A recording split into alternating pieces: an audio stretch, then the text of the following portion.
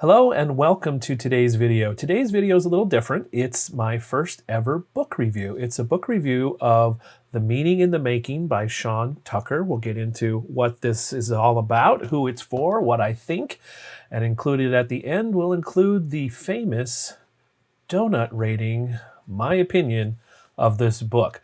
So what is this book, The Meaning in the Making? I think the subtitle says it well. The why and how behind our human need to create.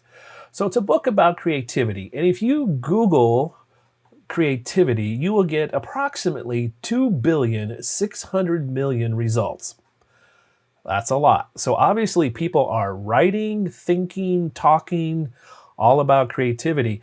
And if you look at a lot of those search results for creativity, there's books, lots and lots of books on creativity. And many of these books offer tips and suggestions on how to be more creative right now. The Meaning in the Making by Sean Tucker is different and takes a different approach. It's very different. So Sean Tucker is a photographer, an author, a filmmaker, and a YouTube creator that I've been personally following for about 5 years on YouTube. And I love his YouTube videos because to me, they're photography church, for want of a better phrase. They're contemplative, they're meditative, they make me think, they help me dig deeper into my motivations, what I'm trying to get at, what I'm trying to do beyond just, hey, that's a nice photo. So I've really appreciated that approach from Sean, and so have many others. He's approaching 500,000 subscribers on YouTube. And this book takes the same or similar approach. It's not a how-to book, it's a why book. So in my reading of this book, I mostly read it in the mornings. I decided to do that as almost a meditative way to start the day, as a way to put some thoughts in my head that I could let tumble around during the day and think about and chew on beyond just, ooh, I can apply this right now to this video I'm making or to the next photo I create. So that was my practice, and I had my highlighter ready, and I made many, many highlights in this book. Even though Sean Tucker is a photographer, there's only one photo in this book, and it's the one on the cover. Instead, this book offers an approach of a way to think about ways we and reasons we create both individually and collectively any form of art. And at the end of the first chapter, he sums it up like this. As human beings, we try to describe what we collectively know to create a sense of safety in numbers as we stare into the void together.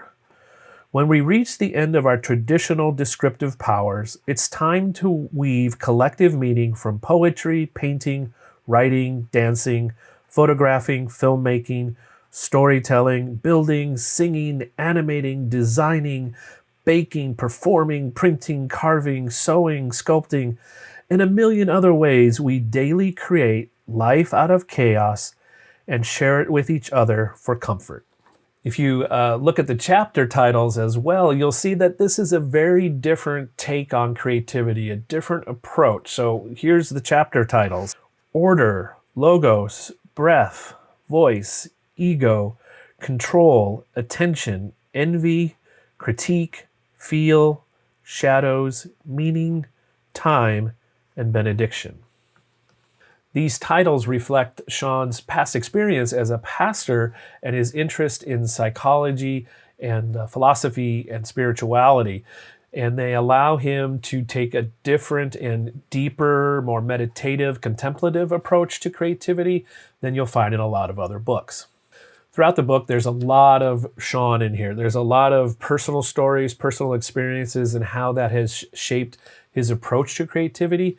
And for me, they allow me to connect more deeply with the subject and the topics he's trying to get at. They have a deeper, again, contemplative, meditative meaning, and they've encouraged me to think more deeply about the meaning and the why for what I create. This book is mostly absent from specific advice. You know, if you want to be creative, get up at 6 in the morning and create a to-do list or whatever.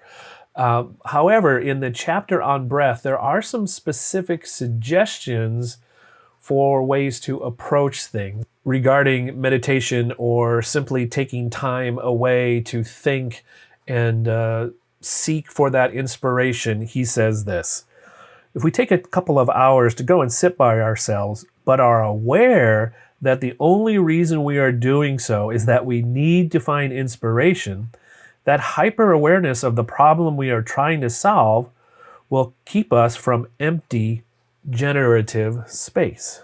So, in the search for inspiration and being aware of it gets in the way of the inspiration. It's such an interesting take on seeking inspiration.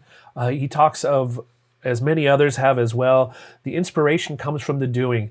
The creative process requires creating in order to find that spark, that thing that you need to make yours special. So I am deeply grateful for this book. I ordered it when it was first announced by Sean and received a copy soon after publication. I understand they're currently on back order in the end of August here in 2021. But this book has been a big help to me in thinking through my motivations, through looking at how I evaluate, I should say, what I create in terms of, instead of labeling it success, I'm starting to think of evaluating what I create in terms of fulfillment, both for myself, the work I've created, and how it affects others. So it's a different metric, and it's been a big mind changer for me just in this past week. For me, this is the type of book I will read once a year. There's so much in here that revisiting will allow this book to speak to where I'm at that given moment in my life, and I'll just have to get a whole bunch of different color highlighters for each year. My current plan is to reread this around my birthday, as that milestone happens each year, as a point of reflection on the year past and look ahead and thinking about the year ahead. So for me, this book, which is a handy travel size, it encourages you to take it with you and open it to almost any place and give a read. I give this 5 out of 5 donuts. So if you're going to get yourself a copy of this book, my suggestion, my request would be go to your local bookstore, your physical bookstore, support them and their small business.